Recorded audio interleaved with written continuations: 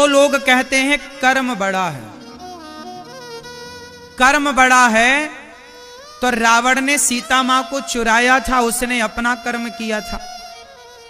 कसाई गाय को काटता है, कसाई अपना कर्म करता है। शराबी शराब पीता है, वो अपना कर्म कर रहा है। तो जो कर रहा है वो कर्म ही तो कर रहा है। कसाई क्या कर रहा है? वो अपना, बोलो, वो अपना कर्म कर रहा है। मुर्गी काटने वाला क्या कर रहा है? वो अपना कर्म कर रहा है। तो कर्म यदि बड़ा है तो कर्म तो कसाई भी करता है, तो कर्म कैसे बड़ा हो जाएगा? कर्म तब बड़ा बनता है जब कर्म धर्म से जुड़ता है। इसलिए कौन सा कर्म बड़ा है? कर्म बड़ा नहीं है, धर्म युक्त कर्म बड़ा होता है। यदि आपके कर्म में धर्म है तो आपका कर्म बड़ा होगा। यदि आपके कर्म में धर्म नहीं है तो एक कर्म का नाम है सत्कर्म। बोलो सत्कर्म, जोर से बोलो सत्कर्म। और दूसरा कर्म होता है कुकर्म। बोलो कुकर्म। लोग कहते ना क्या कुकर्म कर रहा है? कुकर्म जानते हो ना सिकंदराबाद के भक्तों? कुकर्म जानते हो ना? बोलो हां। हां, अधर्म कह दो। एक होता है सत्कर्म, एक होता है कुकर्म, गलत कर्म। अब गलत कर्म मैं कर रहा हूं कि मैं सही कर्म कर रहा हूं? भाई ये बताओ, मैं सही कर रहा हूं सही कर्म कि मैं गलत कर्म कर रहा हूं? ये सही गलत का डिसीजन कौन लेता है? आपका कर्म सही है कि आपका कर्म गलत है? आपके सही और गलत कर्म का निर्णय कौन लेगा? बोलो बोलो। धर्म। कौन निर्णय लेगा? धर्म ही बताएगा कि कौन सा कर्म करने योग्य है और कौन सा कर्म करने योग्य नहीं है। कर्म दो प्रकार के होते हैं, एक कर्म वो जो करने योग्य हैं और एक कर्म वो जो करने योग्य नहीं है। तो कौन सा कर्म करने योग्य नहीं है, कौन बताएगा? जब आपके अंदर धर्म का ज्ञान होगा तो आप कभी गाय की हत्या ना करोगे। आपको धर्म का ज्ञान होगा तो आप कभी बकरे की गर्दन पर तलवार ना चलाओगे। धर्म का ज्ञान होगा तो आप किसी की जान लोगे नहीं, बल्कि मरते हुए को बचाने की कोशिश करोगे, क्योंकि आपको धर्म का ज्ञान है। तो धर्म होगा तो आप किसी की जान नहीं लोगे, और धर्म नहीं है तो आप जान लेते हैं। आज जो लोग हत्या कर रहे हैं, क्यों कर रहे हैं? क्योंकि उनके भीतर धर्म नहीं है। क्या नहीं है? धर्म मर चुका है। गीता में यही तो लिखा है, परित्राणाय साधूनां विनाशाय च दुष्कृताम धर्म संस्थापनार्थाय संभवामि युगे युगे। जब जब हो यह धर्म की हानि, बाढ़हि असुर अधम अभिमानी, तब तब धरि प्रभु विविध शरीरा। जब जब धर्म की हानि होती है, जब जब धर्म पर संकट आता है, यही तो धर्म पर संकट है कि आज लोग गाय की हत्या कर रहे हैं, जीव की हत्या कर रहे हैं। आपने देखा होगा लोग, बेचारी मछली तड़पती है और लोग जिंदा मछली को, आजकल पता क्या फैशन चला है, आधी मछली को पकाते हैं। तड़पती रहती है बेचारी वो कढ़ाई में, आधी उसको पकड़ के ऊपर किए रहते हैं और नीचे से उसको पकाते हैं। सोचिए कितना कष्ट। जिंदा मछली को कढ़ाई में डाल देते हैं। कितनी वीडियो, कितनी चीजें आपने देखी होंगी। कितना मेंढक को छील दिया जाता, उसकी चमड़ी उतार दी जाती है, फिर भी वो छटपटाता है, तड़पता है। इतना निर्दयी इंसान कभी ना था जितना आज है। इतना निर्दयी इंसान, तुम्हारे बाप दादों ने चींटियों को दाना डाला है, तुम्हारे बाप दादों ने पक्षियों को दाना डाला है, तुम्हारे बाप दादों ने गाय को माता कह के पुकारा है, तुम्हारे बाप दादों ने किसी जीव की हत्या करने को पाप कहा है, आज उन्हीं के आगे चल के बच्चे बड़े शौक से मुर्गा खा रहे हैं, बकरा खा रहे हैं, मछली खा रहे हैं। तुम्हें शर्म नहीं आती किसी की हत्या अपने स्वाद के लिए करने में? अरे जमाना खाए तो खाए, तुम काहे खाते हो? तुम कहते हो अमेरिका, लंदन, जापान के लोग, पाकिस्तान के लोग तो सब मांस खाते हैं। खाते होंगे, तुम क्यों खाओ भाई? उनके यहां नहीं होती होगी भरपेट रोटी, उनके यहां नहीं होता होगा चावल, उनके यहां नहीं होती होंगी सब्जियां और दाल। तुम्हारे देश में तो भरपूर दाल, चावल, साग, सब्जी हो रही है। अमेरिका में नहीं होती दाल, अमेरिका में नहीं होता चावल, अमेरिका में नहीं होती फसलें, अमेरिका में नहीं होता मसाला। हमारे देश में तो 56 भोग बनता है। हमारे देश में तो पेट भर खाने को रोटियां हैं। रावण को मार दिया, कितना शक्तिशाली था रावण। वो रावण को मारने वाले राम शाकाहारी थे कि मांसाहारी थे?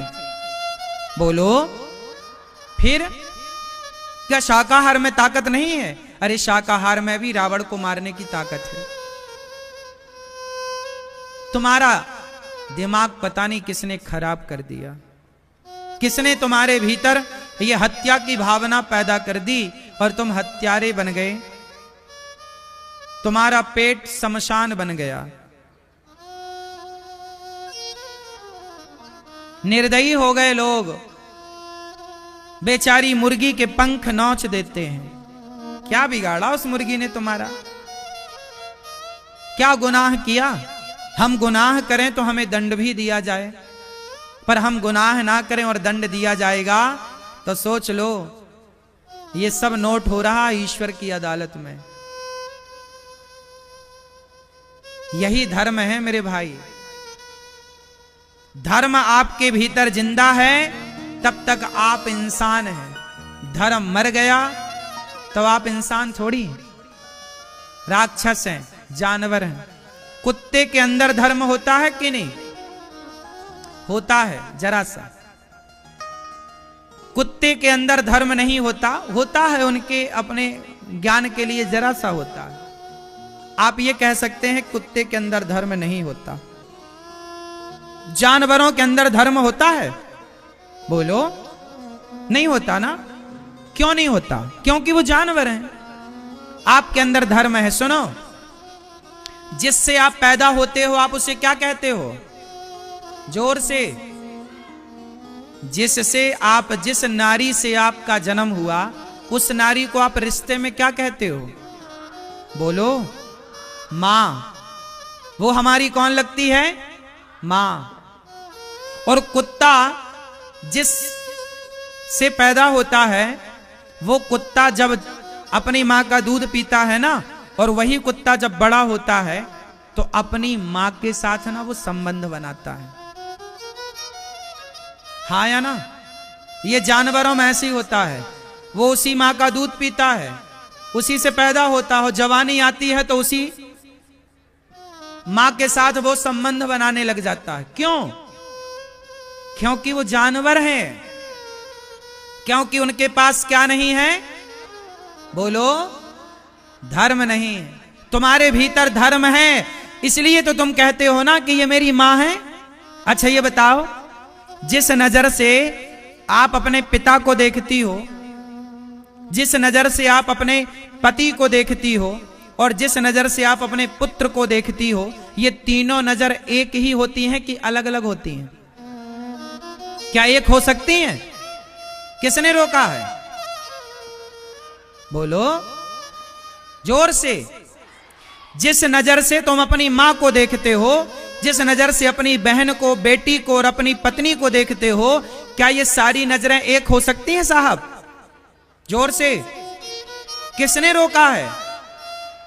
धर्म ने। यही धर्म तुम्हारे भीतर जिंदा है, इसलिए तुम कहते हो कि ये मां है और ये बेटी है। यदि धर्म मर जाता तो मां और बेटी में, पत्नी में, मां में, बेटी में कोई भेद ना रह जाता। कुत्तों में तो नहीं है ना भेद कि कौन बहन है, कि कौन बेटी है, कि कौन मां है। कुत्तों में भेद है? फिर तुम्हें भगवान ने मनुष्य बनाया है, कुत्ता नहीं बनाया, गधा नहीं बनाया, बिल्ली नहीं बनाया, जानवर नहीं बनाया, पक्षी नहीं बनाया। बड़े भाग्य मानुष तन पावा, दुर्लभो मानुषो देहो, देहि नाम क्षण भंगुरा। ये धर्म है ना साहब, तुम्हारे भीतर धर्म है, इसलिए तुम्हारी बहन घर में रहती है जवान, तुम अपनी बहन के बारे में कभी गलत नहीं सोचते। लेकिन जैसे ही तुम घर से बाहर निकलते हो और तुम्हारी बहन की उम्र की लड़कियां बाहर दिख जाएं, तो तुम्हारी लार टपकने लग जाती है। क्यों? सवाल है क्यों? बहन को देखकर तो नहीं आया वो भाव, गलत भाव। जब बहन को देख के वो गलत भाव नहीं आया, तो बहन की उम्र की दूसरी लड़कियों को देख के वो गलत भाव क्यों आया? तुमने किसी को टच नहीं किया, छुआ नहीं, लेकिन अपनी आत्मा से दिल में हाथ रख के बताओ कि वो विचार गंदा वाला आया था कि नहीं आया था। आया तो सवाल है क्यों आया? अपनी बहन के लिए तो विचार नहीं आया था ना, दूसरे की बहन के लिए विचार क्यों आया? इसलिए आया क्योंकि तुम्हें अपनी बहन के लिए तो धर्म है कि ये मेरी बहन है, लेकिन दूसरी बहन बेटियों के लिए तुम्हारे भीतर का धर्म मर चुका है। लेकिन राम जो है ना, राम का धर्म अपनी बहन के लिए भी है और संसार की हर बहन बेटी के लिए भी उनका धर्म है, इसलिए वो राम है। इसलिए कहता हूं, धर्म केवल अपनी बहनों के लिए ना बचाए रखना, हर बहन के लिए धर्म होना चाहिए। ये मेरी बहन है तो ये भी मेरी बहन है, ये मेरी माँ है तो ये भी मेरी माँ है, ये मेरी बेटी है तो ये भी मेरी बेटी है। जैसा धर्म मुझे मेरी बेटी के लिए गवाह देता है, वैसा ही धर्म मेरा आपकी बेटी के लिए भी गवाही दे। क्यों जी, ये बात सही है कि गलत है? धर्म तुम्हारा मर चुका है। अपनी बेटी के लिए तो धर्म है, पर दूसरे बेटी के लिए तुम्हारे अंदर धर्म नहीं है। अपनी बहन के लिए धर्म है, दूसरे के बहन के लिए धर्म नहीं है। इसलिए तो जब जब हो यह धर्म की हानि, यही तो हानि है। तुम्हारे भीतर का धर्म मर तो गया, बचा किसके लिए है? केवल बेटी के लिए। ये मेरी बेटी है, ये मेरी बहन है। लेकिन आजकल आदमी अपनी बेटियों की उम्र की लड़कियों से बहुत लोग ब्याह कर रहे हैं। बोलो हां, क्या ये पाप नहीं है? फिर मैंने समाज में ऐसे लोगों को भी देखा है कि बेटी की उम्र से कम उम्र की लड़की से आदमी विवाह करता है। उसकी बेटी 25 साल की है और शादी जिससे की उसने वो 24 साल की थी। कहां गया तुम्हारा धर्म? तुम्हें लाज नहीं आई बेटी की उम्र की लड़की से ब्याह करने में? अब भी तुम्हारा मन भोगों में है, प्रभु में कब लगाओगे? मर गया ना तुम्हारा धर्म। जब ऐसे ही सबका धर्म मर जाएगा ना, अभी तो तुम्हारा धर्म, धन्यवाद करो ईश्वर का कि तुम्हारा धर्म कम से कम तुम्हारी मां बहन के लिए है। लेकिन आज समाज में, मुझे ये बोलना नहीं चाहिए लेकिन फिर भी क्या करूं, बोलना पड़ता है। आज समाज में ऐसे लोग भी हैं जो अपनी बेटी, अपनी बहन के साथ भी कुछ लोग, भले वो इक्का दुक्का है, लेकिन ये केस भी आप अखबारों में और टीवी में सुन लेते हैं कि वो अपनी बहन के साथ, अपनी बेटी के साथ गलत किया। हाँ या ना?